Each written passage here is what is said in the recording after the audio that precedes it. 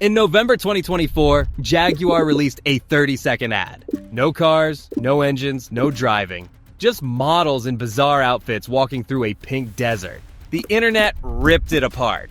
But here's what nobody understood. That ad wasn't a mistake. It was a confession. Jaguar just told the world they've given up on everything they used to be.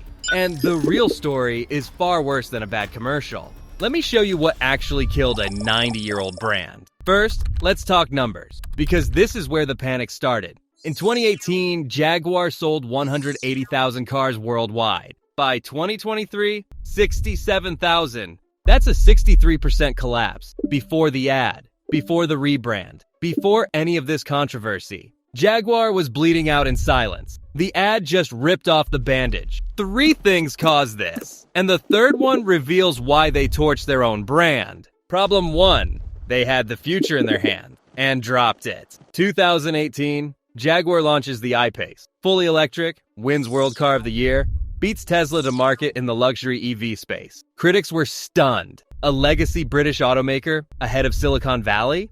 For one moment, Jaguar was the future of electric cars. Then they did nothing. No second model, no updates, no improvements. 6 years of complete silence. Meanwhile, the rest of the industry exploded. Tesla released the Model 3, Model Y, and Cybertruck. Mercedes launched the EQS with 350 miles of range. Porsche dropped the Taycan and created a new icon overnight. BMW pushed out the i4 and iX. Even Hyundai and Kia started winning awards. Jaguar watched and waited and did absolutely nothing. By 2024, the award-winning I-Pace was obsolete. Outdated tech, uncompetitive range, stale design that looked 5 years old. Monthly US sales dropped below 100 units. 100 cars in a country of 330 million people. That's not decline, that's disappearance. Problem 2, Jaguar forgot what it stood for. Every great car brand owns a word in your mind. BMW means performance. Mercedes means status. Tesla means disruption.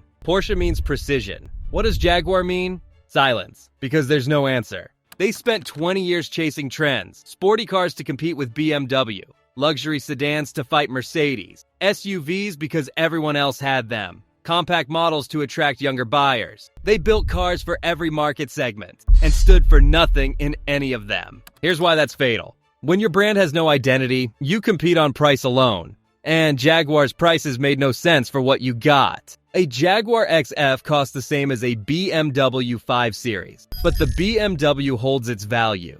The Jaguar depreciates the moment you drive it off the lot. A Jaguar F-Pace costs Porsche Cayenne money, but nobody turns their head when an F-Pace drives by. Nobody asks what you're driving. Jaguar gave buyers no emotional reason to choose them, so buyers chose someone else every single time. Problem 3, the owner had to make an impossible decision. Jaguar isn't independent. They're owned by Tata Motors, an Indian conglomerate who bought them from Ford in 2008. Tata also owns Land Rover, and that's where this gets interesting. Land Rover is a money machine. Range Rovers have 6-month wait lists. Celebrities buy them. Athletes collect them. Rappers put them in music videos. Fully loaded models sell for $200,000, and customers don't even negotiate. Jaguar is the opposite. Shrinking sales, empty dealerships, cash bleeding out every single quarter. For 15 years, Tata used Land Rover profits to keep Jaguar alive. Essentially, every Range Rover sold was subsidizing Jaguar's slow death. But there's a limit to how long you can fund a losing bet. By 2024, Tata had 3 options. Keep paying for a slow, inevitable death. Kill the brand entirely and walk away. Or burn it down and try to build something new from the ashes. They chose the fire. And this is where the story takes a dark turn. Jaguar ran the numbers on their own customers. The average buyer is over 55 years old. To young people with money, Jaguar is a car for retirees, something their grandfather drove. A brand with no cultural relevance whatsoever. The customers keeping Jaguar alive will age out in 10 to 15 years. And nobody younger is coming to replace them. Not even close. So Jaguar made the most ruthless decision in automotive history. Abandon the current customers completely. Write them off.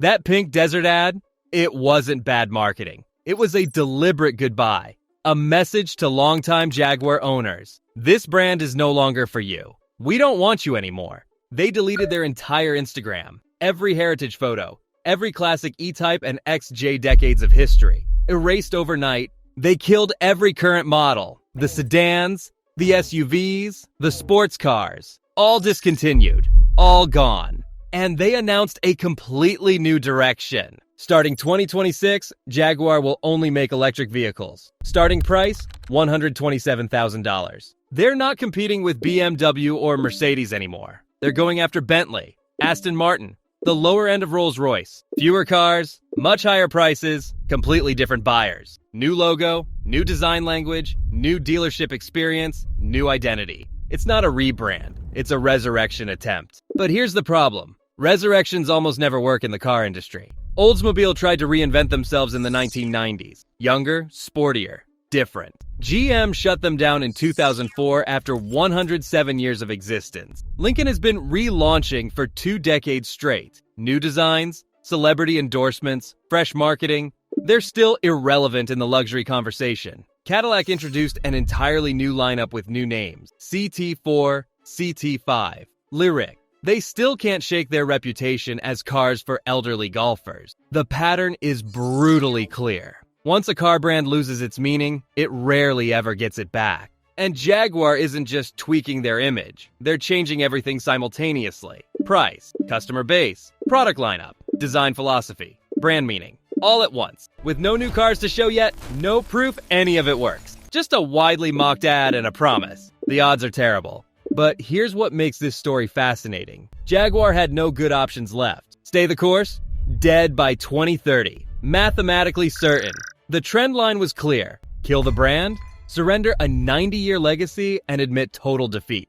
This gamble is a long shot, but it might be the only shot they had. The ultra-luxury market is actually growing. More millionaires and billionaires exist now than at any point in history. Buyers at that price level don't care about gas prices or interest rates. They care about exclusivity and status. If Jaguar can build something genuinely stunning, something that makes people stop on the street and stare, something that wins design awards and gets celebrities talking, there's a path. Narrow, unlikely, but mathematically possible. 2025 is the gap year. Jaguar is selling almost nothing while the factories retool. The showrooms are empty.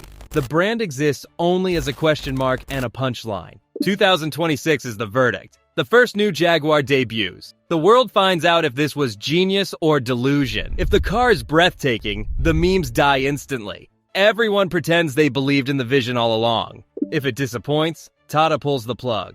And a 90-year-old British icon vanishes forever. The ad didn't destroy Jaguar. It was the company finally admitting what the numbers already showed. This isn't a marketing failure. It's a billion-dollar bet made by people who've run out of alternatives. And most bets like this don't pay off. If you want to understand the real stories behind the brands you think you know, subscribe. I break down business moves that companies don't want you to see. And if you want to see how McDonald's quietly built an empire that has nothing to do with burgers, check out my McDonald's video right here. I'll see you in the next one.